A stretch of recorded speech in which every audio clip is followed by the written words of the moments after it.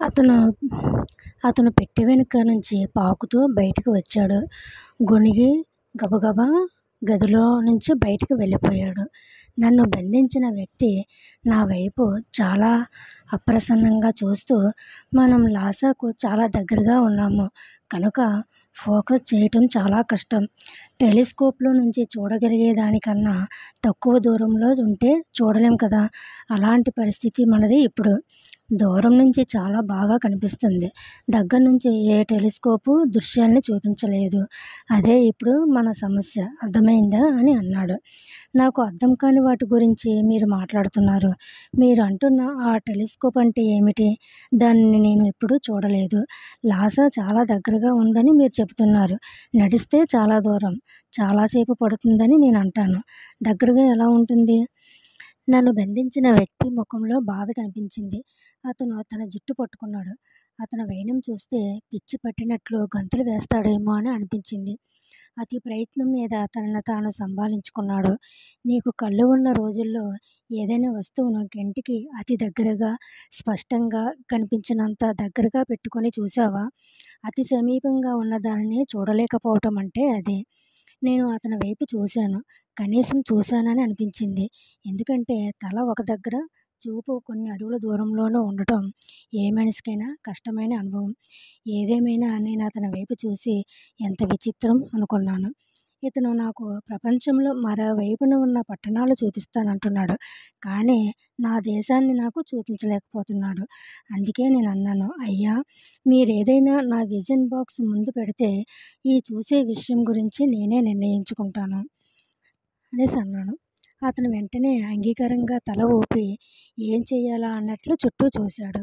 నేను పడుకొని ఉన్న బల్ల క్రింద నుంచి ఒక పల్చటి కాగితం బయటికి తీశాడు. దాని మీద ఏవో అపరిచితమైన గుర్తులున్నాయి. అది బహుశా వ్రాత అయి ఉంటుంది. కొన్ని కాగితాలు లాంటివి త్రిప్పి చివరికి ఒక దాని దగ్గర ఆగాడు. అందులో ఉంది. అతనికి బాగా సంతృప్తినిచ్చినట్లు అతని చిరునవ్వే చెబుతుంది.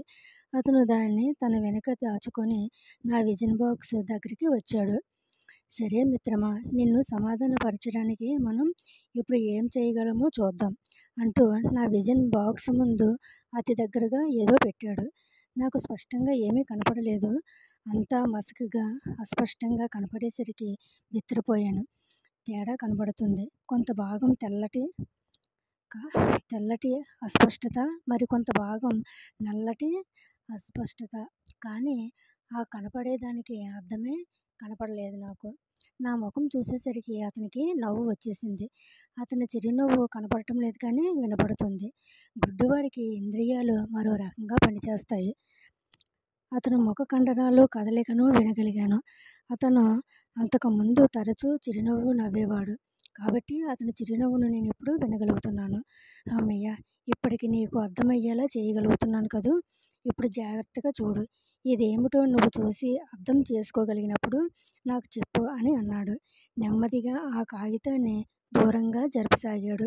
క్రమేణా నాకు అది స్పష్టంగా కనపడసాగింది. బిత్తరపోయాను. అది నా బొమ్మే. ఆ బొమ్మను ఎలా తయారు చేశారో నేను చెప్పలేను. అయితే ఆ బొమ్మలో నేను బల్ల మీద పడుకొని పెట్టె లోపలికి తెస్తున్న వాళ్ళను చూస్తున్నాను. ఆశ్చర్యంతో నేను నోరు వెళ్ళబెట్టేశాను. అప్పుడు నేను ఒక పల్లెటూరి మూర్ఖుల్లా కనపడి ఉంటాను. నాకు అలాగే అనిపించింది. ముఖంలోకి ఆవిర్లు వచ్చి కంగారు పడిపోయాను. ఆ బొమ్మలో నేను పడుకొని ఉన్నాను. నా శరీరంలో నుంచి ఆ గొట్టాలన్నీ బయటికి వచ్చి ఉన్నాయి. ఆ బొమ్మలోని నా ముఖంలో ఆశ్చర్యం కనబడుతుంది. అప్పుడు నాకు నిజంగానే విషయం అర్థమైంది. సరే, నీకు ఇప్పుడు అర్థమైందనుకుంటాను. నీకు బాగా మనసుకు పట్టడానికి మరోసారి ఇదంతా చేద్దాము అన్నాడు. నాకు కనపడేలా ఆ బొమ్మను పట్టుకున్నాడు.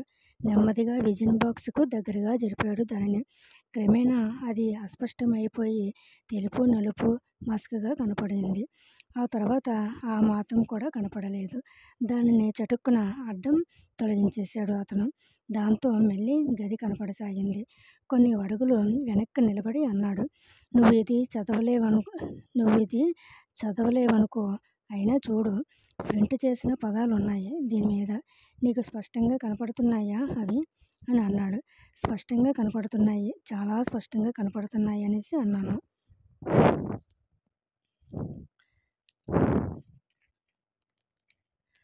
అప్పుడు దానిని నా విజన్ బాక్స్ దగ్గరగా తీసుకువచ్చాడు.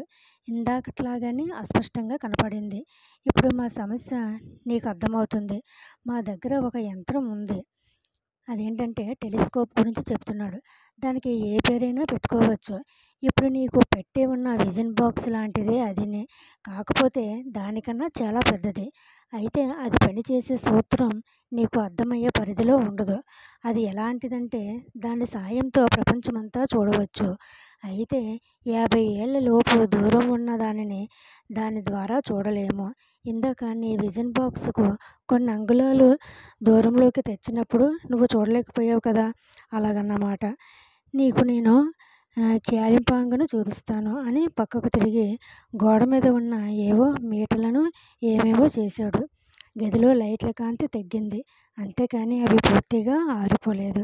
హిమాలయాలలో సూర్యాస్తమయం జరిగేటప్పుడు కనపడేంత కాంతి ఇప్పుడు గదిలో ఉంది. చంద్రుడు ఇంకా ఉదయించినప్పటి చల్లదనం ఉంది.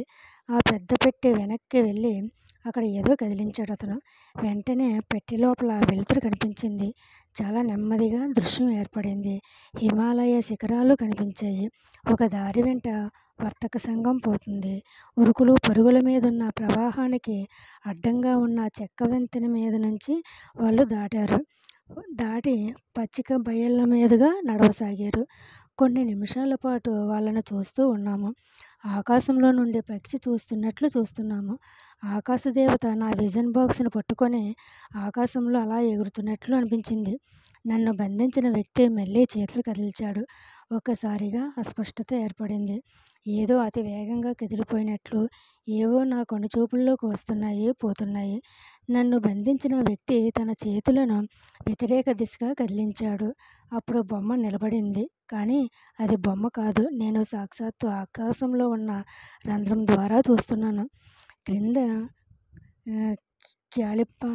క్యాలింపాంగ్ ఇళ్ళు కనిపించాయి. వీధులు వ్యాపారులతో కోలాహలంగా కనిపించాయి. ఎర్రని బట్టల సన్యాసులు, పసుపు పచ్చని బట్టల లామాలు తిరుగుతున్న లామా మఠాలు కనిపించాయి. చాలా వింతగా అనిపించింది. అక్కడ ప్రదేశాలు గుర్తుపట్టడం కొంచెం కష్టం అనిపించింది. ఎప్పుడో చిన్నప్పుడు వెళ్ళాను. పైగా నేను క్యాలింపాంగ్ను పిల్లవాడుగా నేల మీద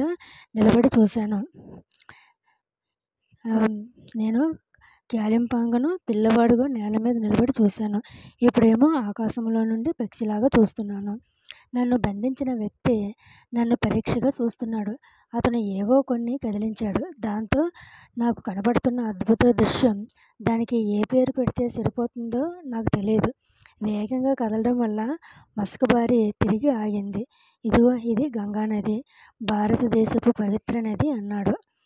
గంగానది గురించి నాకు చాలా తెలుసు. అప్పుడప్పుడు భారతదేశం నుంచి వచ్చే వ్యాపారులు పత్రికలు తెస్తూ ఉంటారు. వాటిల్లో ఆ బొమ్మలుంటాయి. ఆ పత్రికల్లో ఒక అక్షరం కూడా మేము చదవలేము. కానీ ఆ బొమ్మలు చూడటం వేరు.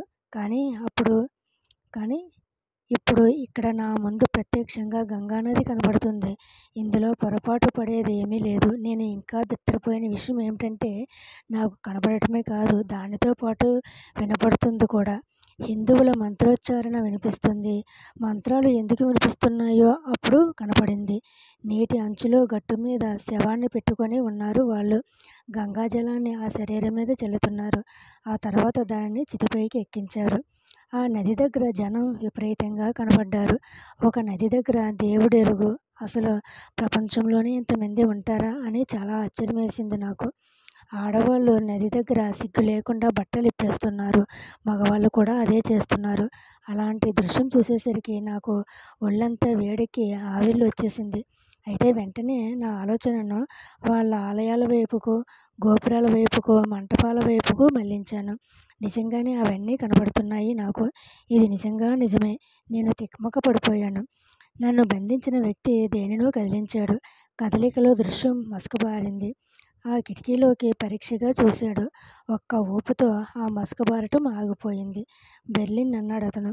బెర్లిన్ పశ్చిమంలో ఒక పట్టణం అని నాకు తెలుసు. అయితే ఇదంతా ఎంత విచిత్రంగా ఉందంటే ఇదంతా నాకేం చెబుతుందో నాకు అర్థం కాలేదు. ఏదో ఒక కొత్త దృక్కోణం వల్ల అంతా వికృతమై కనపడుతుంది అని అనిపించింది.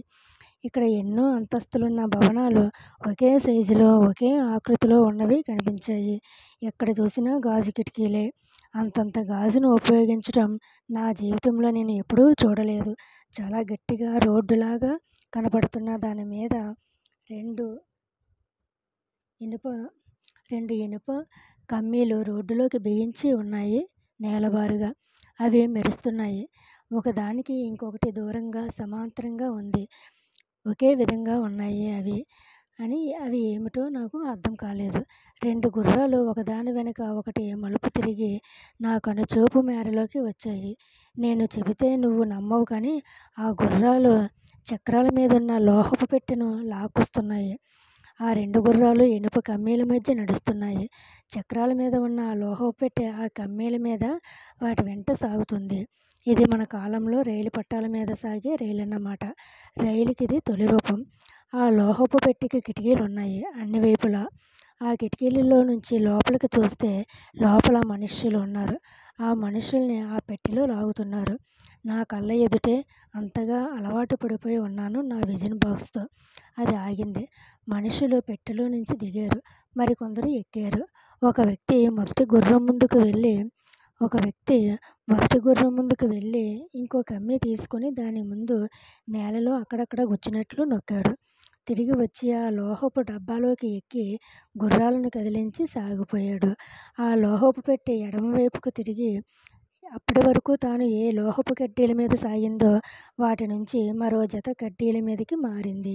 ఇదంతా చూసి నేను ఎంత ఆశ్చర్యపోయానంటే ఇంక వేరే వాటిని చూడలేకపోయాను. టైం లేకపోయింది. రోడ్డు పక్కన మనుషులున్నారు. వాళ్ళను చూశాను.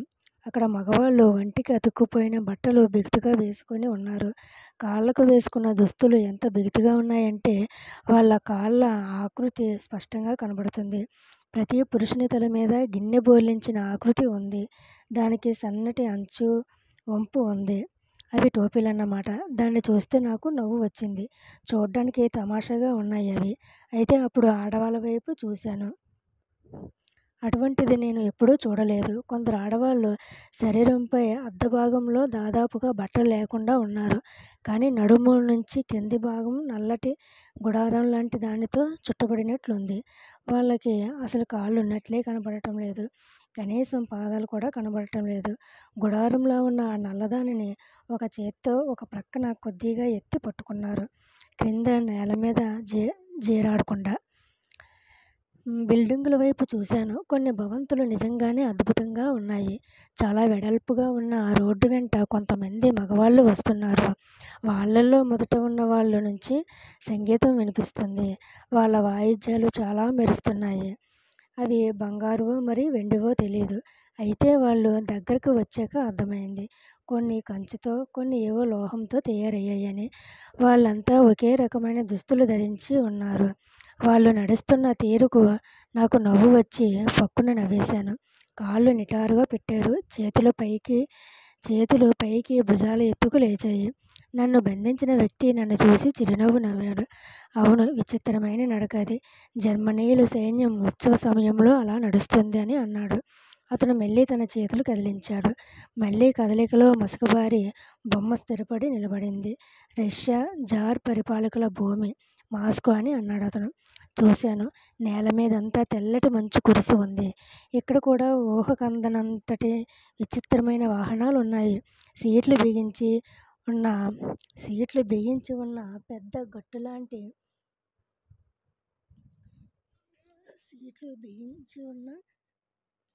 పెద్ద గట్టులాంటి దానికి గుర్రాన్ని కట్టి ఉన్నారు.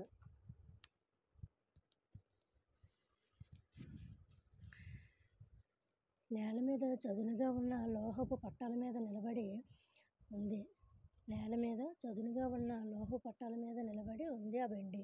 నేరుగా నేల మీద నిలబడి లేదు. గుర్రం దానిని లాగుతోంది.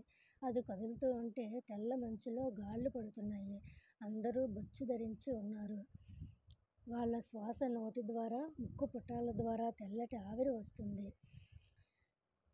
చలికి నీలంగా కనబడుతున్నారు. కొన్ని బిల్డింగులు ఇంతకు ముందు నేను చూసిన బిల్డింగుల కన్నా వేరుగా ఉన్నాయి. విచిత్రంగా ఉన్నాయి. పెద్ద పెద్ద గోడలు, ఆ గోడల వెనక పైకప్పులు కనపడుతున్నాయి. అవి ఉల్లిపాయను వే అవి ఉల్లిపాయను వేర్లు పైకి వచ్చేటట్లుగా నిలబెడితే ఎలా ఉంటుందో అలా ఉన్నాయి. అది జార్ చక్రవర్తి భవనం అన్నాడు అతను. నీళ్ళ నీళ్ళు తలుపు కనిపించింది. నీళ్ళ తలుపు కనిపించింది. అప్పుడు నాకు మన హ్యాపీ నదే గుర్తుకొచ్చింది. చూసి చాలా కాలమైంది. అది మాస్కో నది. అది చాలా ముఖ్యమైన నది అన్నాడు అతను. ఆ నది పైన చెక్కతో చేసిన తెరచాపలో కట్టిన విచిత్రమైన పడవలు వెళుతున్నాయి. గాలే లేదు. అందుకే తెరచాపలు వాడిపోయినట్లు వాలిపోయి ఉన్నాయి.